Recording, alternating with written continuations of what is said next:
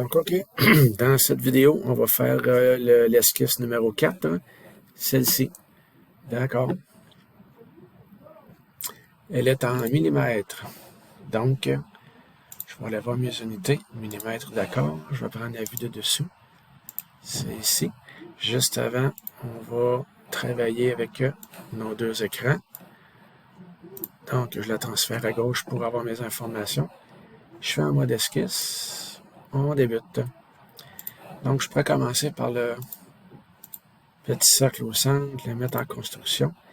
À la suite, je vais faire les trois cercles pour les trois pointes. J'ai pas à faire tout de suite le restant de l'esquisse. Ces trois-là vont être amplement suffisantes.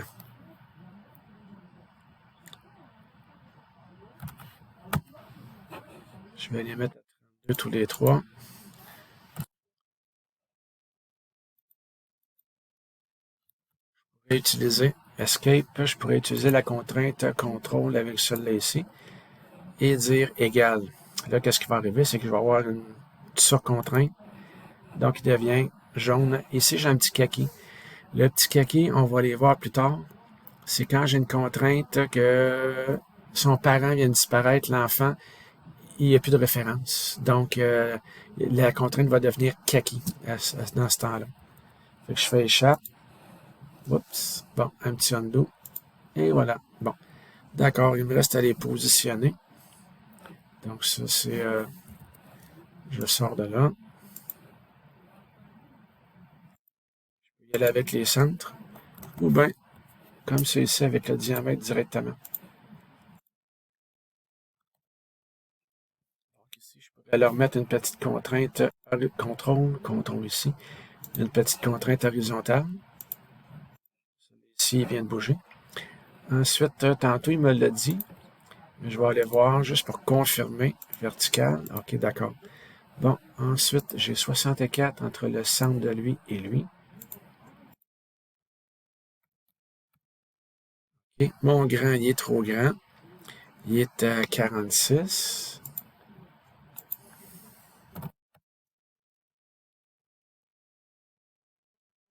Diamètre, OK. Fait qu'il est encore...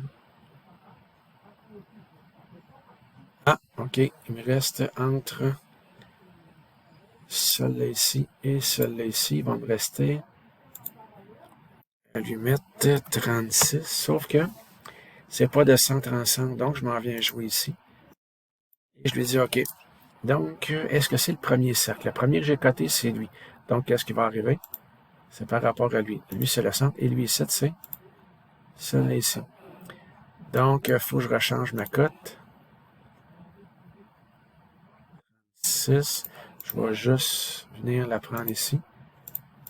Double-clic, 36. Tac. C'est bien.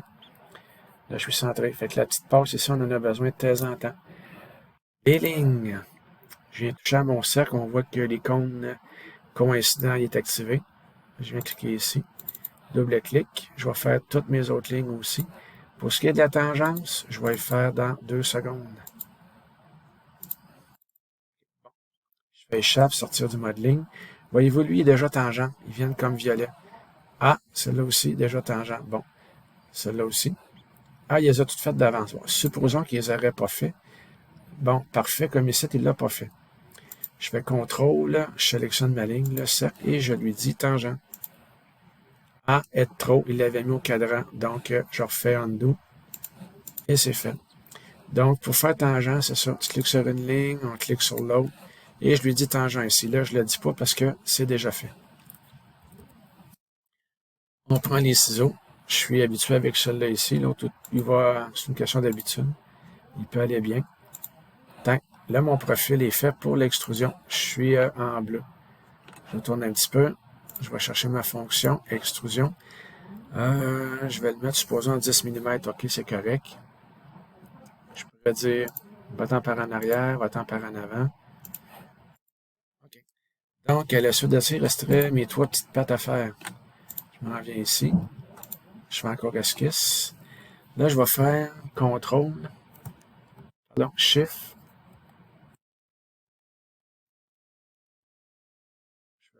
Trop vite, comme ça. Juste vérifier, ouais. Donc, je fais, mais je chatouille, il me trouve le centre. Je viens encore dessus, fait qu'il est coïncident. Je fais la même affaire pour les autres. Centre, je m'en viens comme co-radial. On va vérifier, voir s'il le fait automatiquement. Ils sont encore bleus, mes cercles. Donc, je clique dessus. C'est le rayon qui n'est pas ajusté. Donc, je clique sur le premier rayon. Je clique sur l'arête de la pièce. Là, je lui dis co-radial. Fait que tu as le même centre et le même rayon. Là, il est rendu noir. Fait que même affaire, lui. Là, quand il vient le temps de sélectionner comme ça ne va pas tout le temps bien. Donc, je l'écarte. Là, je peux aller sélectionner ma petite arête avec elle, avec lui ici. Quand il y a deux éléments, c'est un petit peu plus compliqué. Des fois, il fait un choix et c'est pas le bon. On pourrait attendre puis les forcer à choisir. En tassant comme ça, c'est plus rapide. Donc, OK, je suis rendu à... Mon esquisse est totalement contrainte. Je suis rendu à l'extrusion. Donc, je vais extruder de 10 mm aussi. Oups, j'ai fait entrer 2 fois. D'accord, ici, donc là, il me resterait... je vais percer mes trous en dernier. Il y a une partie centrale ici. Voilà, la partie centrale ici. Il y a un autre petit trou là. On dirait... je vais dire que c'est... Vu que j'ai pas la vue de profil, je vais dire que c'est un cylindre qui sort. Donc, je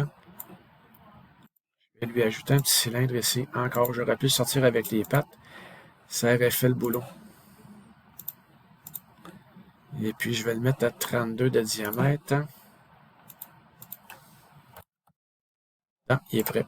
Donc, là, je peux me servir d'une option différente. Fonction, extruder. Bon, je peux lui dire bon, mais là, je pourrais lui dire va-t'en jusqu'à la surface ici. L'avantage de faire ça, c'est que si jamais je change ma profondeur d'extrusion ici, lui, il va suivre.